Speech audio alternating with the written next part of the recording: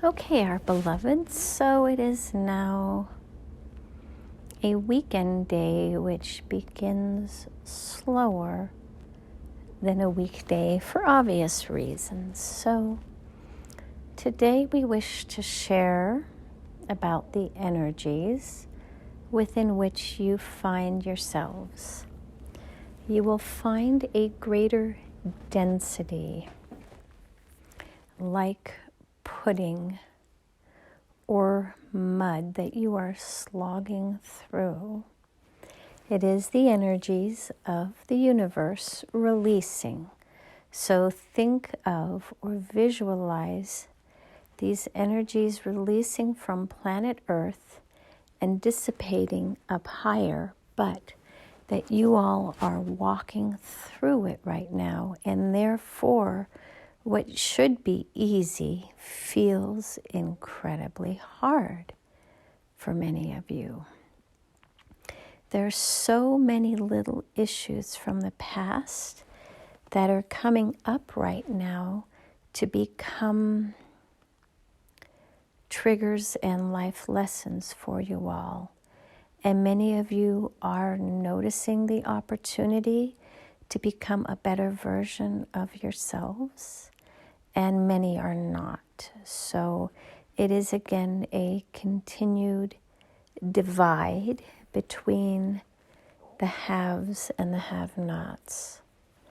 The haves are the ones who have the knowledge and the understanding that these challenges are here to make you grow into the person that your soul desires to become.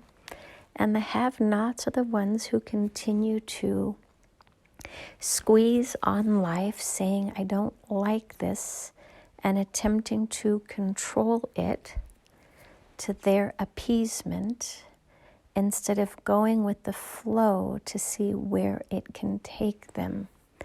So picture the river of life flowing for the haves versus a dead end with a big rock for the have-nots that you are unable to get through. Now, we will revert to our another's purpose, which is to be that granite rock drilling device that cuts through that granite rock to get the have-nots to the side of the haves, if that makes sense.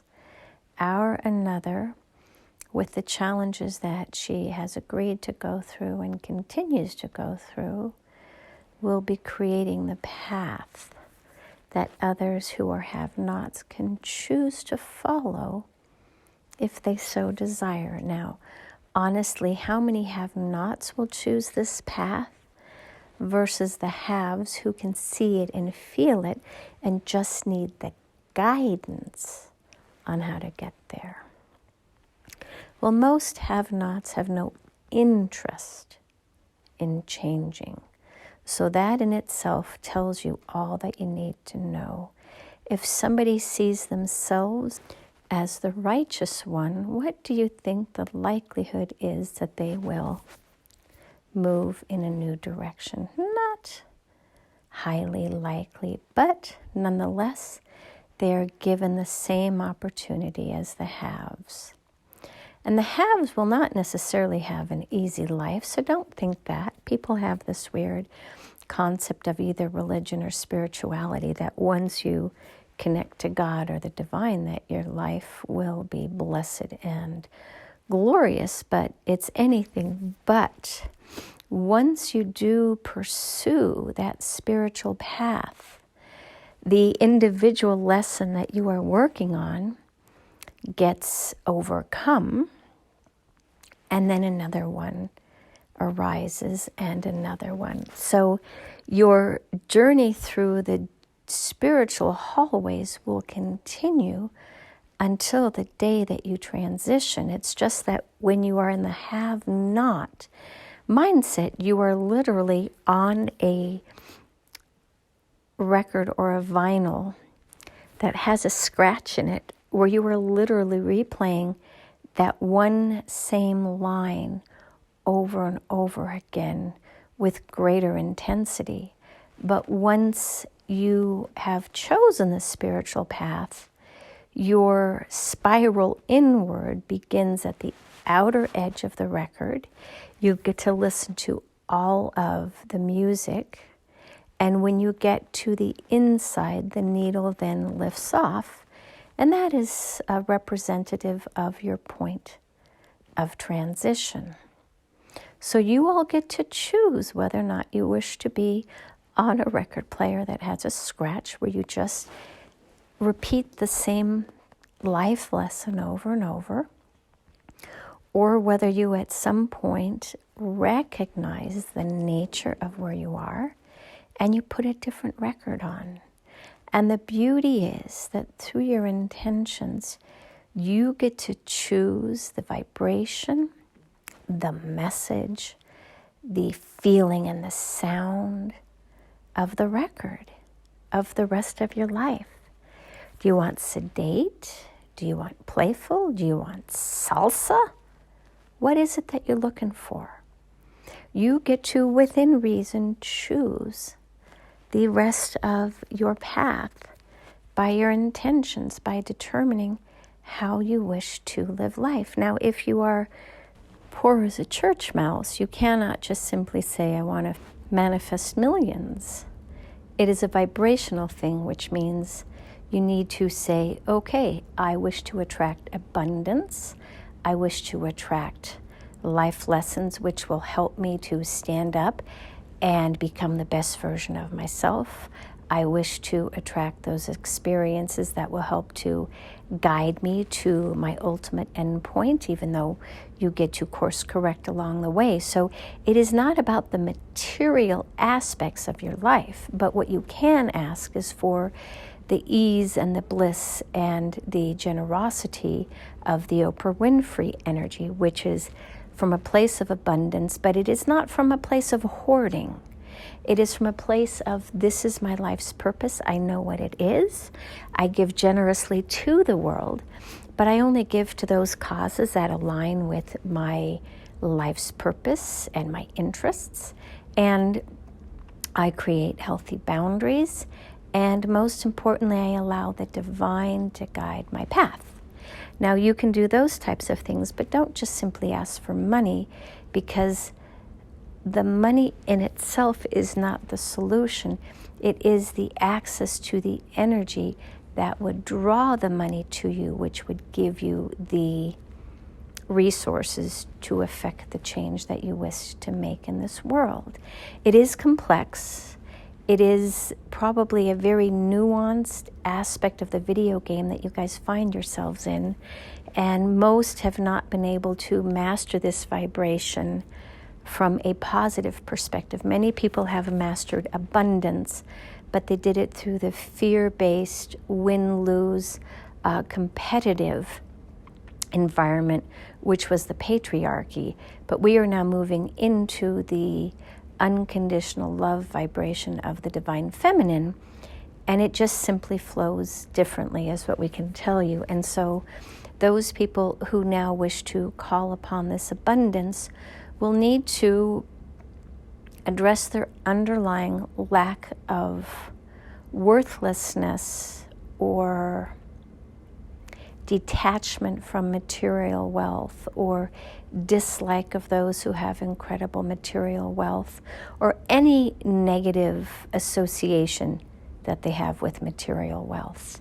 And when you can release that underlying belief system and visualize yourself in a place of abundance so that you can utilize those resources to do good in the world, then you will be able to attract new experiences to you. Our another is going through this herself, so it's not that she only speaks on it, it is that she is personally living it or learning what this means. And it is a unique vibration now, and we need to work with her more on this, to be honest, because she has focused so much on humanity's growth that she oftentimes set aside her own growth because it's not nearly as interesting to help yourself grow than to help humanity from her perspective.